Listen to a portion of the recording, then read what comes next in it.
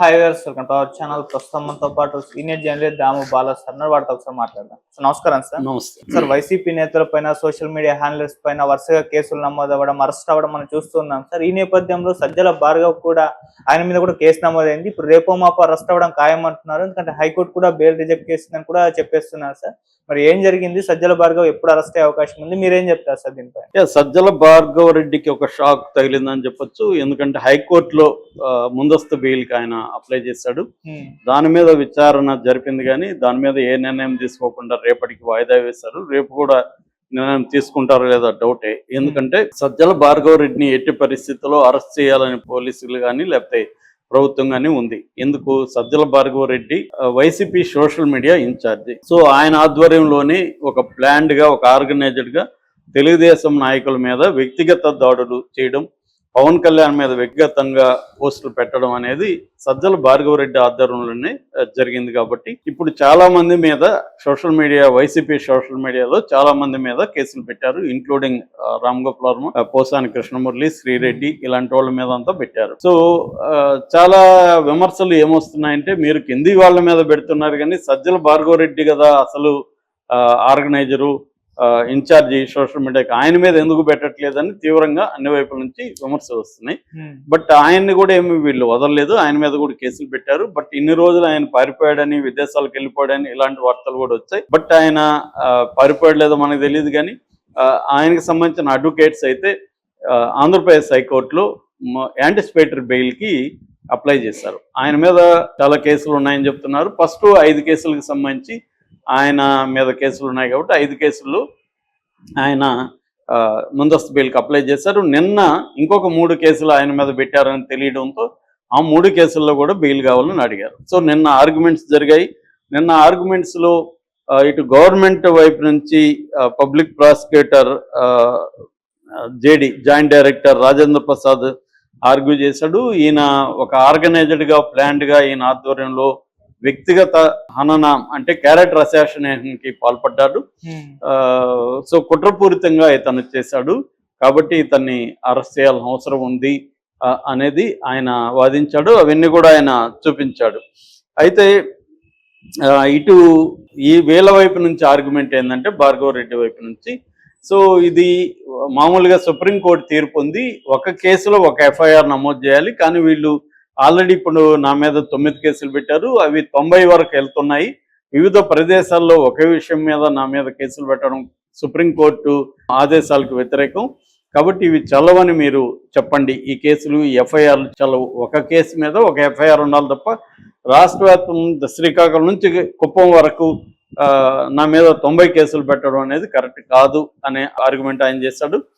So ఈ ఆర్గ్యుమెంట్స్కి అంతా విన్న కోర్టు సమయం లేదని చెప్పి ఈ ఎక్స్ట్రాగా ఈయన అప్లై చేసిన 3 కేసుల్లో యాంటిసిపేటరీ బెయిల్ కావాలని అప్లై చేసిన 3 కేసులకు సంబంధించి పోలీసుల్ని వివరాలు ఇవ్వమని అడిగింది.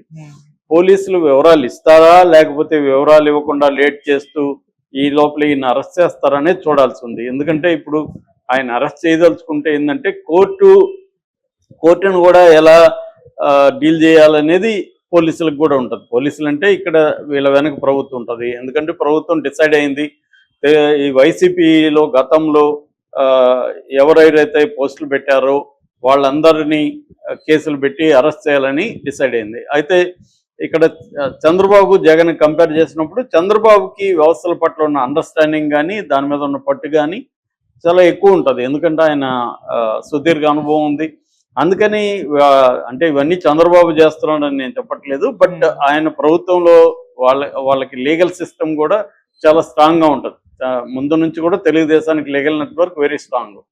కాబట్టి వాళ్ళకి తెలుసు, ఒకసారి మనం కేసు పెడితే వాళ్ళు ఎలా కోర్టుకు వెళ్తారు, బెయిల్ ఎలా వస్తాయి, దాన్ని ఎలా బ్రేక్ చేయాలి, ఇవన్నీ తెలుసు. కాబట్టి వీళ్ళు ఏం చేస్తున్నారంటే ఎవరి మీదన్నా ఒక కేసు పెట్టకుండా అనేక చోట్ల కేసులు పెడుతున్నారు. ఇప్పుడు ఏంటంటే ప్రతి కేసులో వీళ్ళు యాంటిసిపేటరీ బెయిల్కి వెళ్ళాలి, ప్రతి కేసులో బెయిల్ రావు. కోర్టు ఏంటంటే వీళ్ళ కోసం కోర్టులు ఉండవు కదా, కోర్టుల పనులు కోర్టులకు ఉంటాయి. కోర్టులో ఆల్రెడీ 5 కోట్ల కేసులు పెండింగ్లో ఉన్నాయి.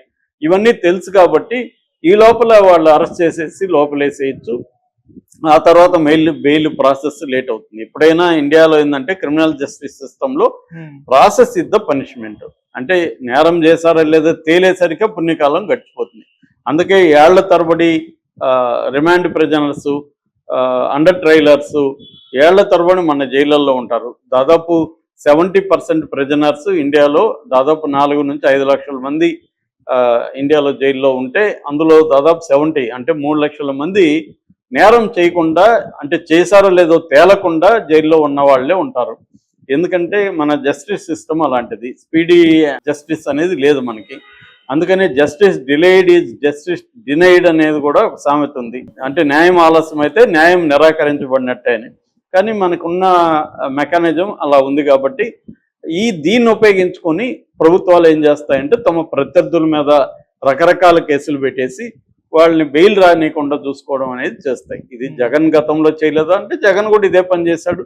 ఇప్పుడు అదే పని చంద్రబాబు ప్రభుత్వం కూడా అదే పని, నీవు నేర్పిన విద్య నీరజాక్ష టైప్లో వీళ్ళు కూడా అదే పని చేస్తున్నారు. సో అందుకని ఇప్పుడు వీళ్ళు వాపోయే వంతు వీళ్ళకి వచ్చింది. ఇదే భార్గవ రెడ్డి గతంలో జగన్ ప్రభుత్వం కేసులు పెడుతున్నప్పుడు చెప్పాలి కదా పెట్టద్దని. మరి వీళ్ళ నాన్నే కదా మెయిన్ అడ్వైజరు సజ్జల రామకృష్ణారెడ్డి. మరి వీళ్ళప్పుడు ఎంకరేజ్ చేసి వాళ్ళ మీద కేసులు ఎవడోడి మీద పెట్టించాలో ఇతను హెల్ప్ చేశాడని కూడా చెప్తారు. మరి అవన్నీ చేసినప్పుడు ఇప్పుడు అతను ఎదుర్కొంటున్నాడు. ఏంటంటే ఇక్కడ గుర్తుపెట్టుకోవాల్సింది, అధికారం అనేది పర్మనెంట్ కాదు. మనం అధికారంలో ఉన్నప్పుడు మనం ఇతరుల మీద ఎట్లాంటి రివెంజ్ తీర్చుకుంటే రేపొద్దున మనకు అధికారం పోయినప్పుడు వాళ్ళు కూడా ఇలాంటి రివెంజ్ తీర్చుకుంటారు అన్న ఇది ఎవరికి ఉండట్లేదు. అన్ని ప్రభుత్వాలు ఇలాగే బిహేవ్ చేస్తున్నాయి, అన్ని పార్టీలు ఇలాగే చేస్తున్నాయి. మనమే పర్మనెంట్ అన్నట్టుగా ప్రతి ఒక్కరూ బిహేవ్ చేస్తున్నారు. ఇక్కడ కేసీఆర్ ఎట్లా విర్రవీగాడో అందరికీ తెలుసు. మనకి సీనియర్ జర్నలిస్టులు కూడా ఆయన ఎంత అవమానకరంగా మాట్లాడాడో తెలుసు. ఇవాళ ఆయన పరిస్థితి ఏంది, 1 year అవుతుంది ఆయన బయటికి రావడానికి ఆయనకి ధైర్యం చాలట్లేదు.